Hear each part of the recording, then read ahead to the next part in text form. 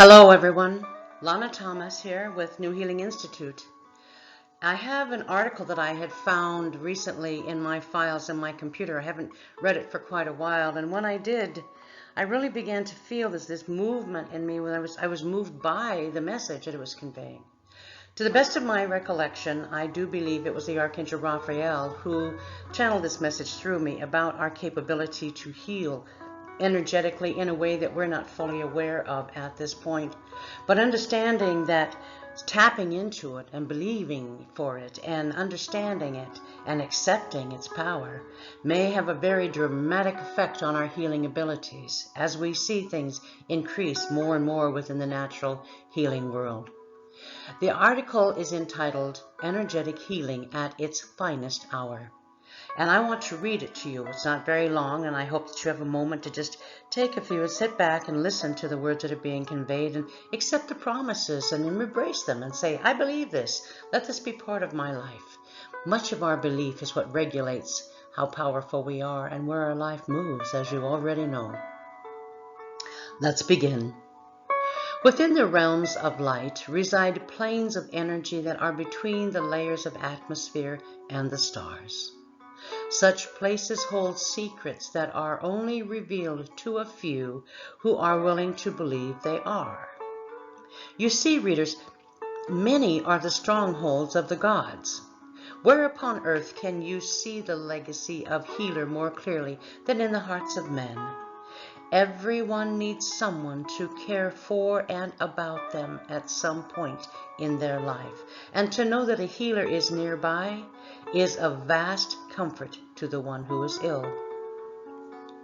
Now consider your own predicament when you become too weak to care for yourself. You have had those days, no doubt. If even when you were only a child, the memory of helplessness is unsettling. Weakness of limbs is less severe than a weakened mind, and yet so many have feebleness as their companion as they age. What of spiritual energy when illness strikes? Where goes the spiritual energy that was sustaining them before? It has not left, but it has indeed faded and may have relinquished part of its hold on the body or matter it resides in. The spirit is free-form beauty when it is free, but dark and agonizing energy when contained in a body. The darkened energy field is crying out to be reunited with Source, and Source grants they can only stay if there is fruit being produced by their present form. If the practice of being human or otherwise is deleterious only to the spirit in question, then that spirit will of necessity sicken the host so it may return to Source as was designed. If the host chooses to stay with any amount of fulfillment whatsoever, then the host must reconnect with Source and determine if staying is still the plan for that lifetime. We are not being glum as the angels. We are being honest, and to know that the mind, the spirit, controls the degree of health possessed by the host is the key to your new healing adventure.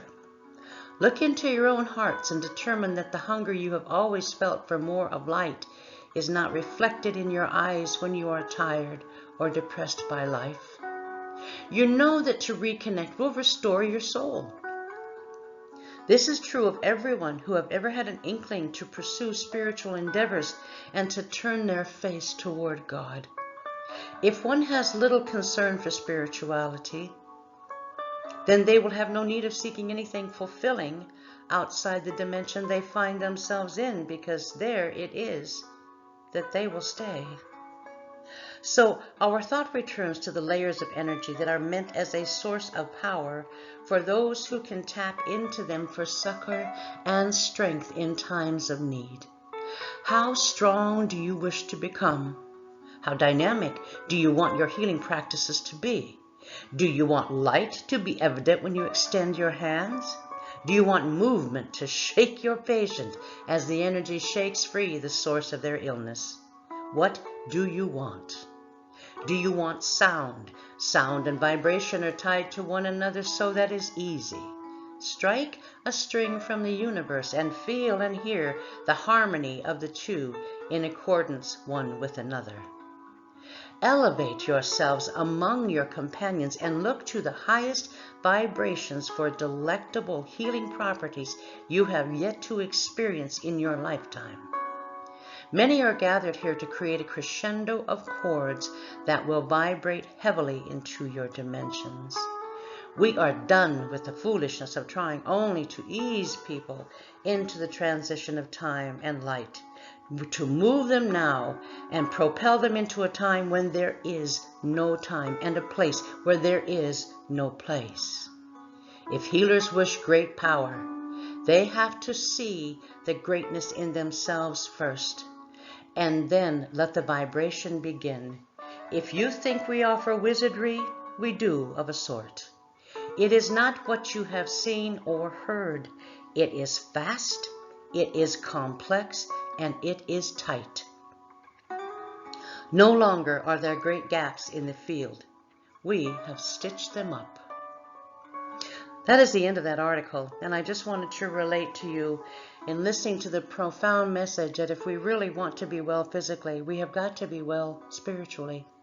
If we are not spiritually strong, we will be ill.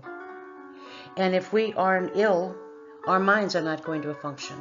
We are all based in mind, body, spirit. Each one is so integrally linked, and each one so reliant upon the other, that without spiritual strength, our bodies cannot be strong. And our bodies and our spirit cannot be strong unless our mind is fit. We need to think the proper thoughts. We need to think in the manner in which we are bringing positive, loving vibrations and energies into our life, understanding and strength, wisdom and courage. So with those things in mind, turn your face toward God, my friends. Keep it pointed there and be awakened and be alert and open to any new information that the angels, your guides, your guardians, and your etheric healing circle is offering to you. Extend hands to one another and extend hands to them. Be kind to yourselves. Practice wonderful self-care and take care of those around you, my friends. Truly, be blessed. This is Lana Thomas at New Healing Institute. Until next time, thank you.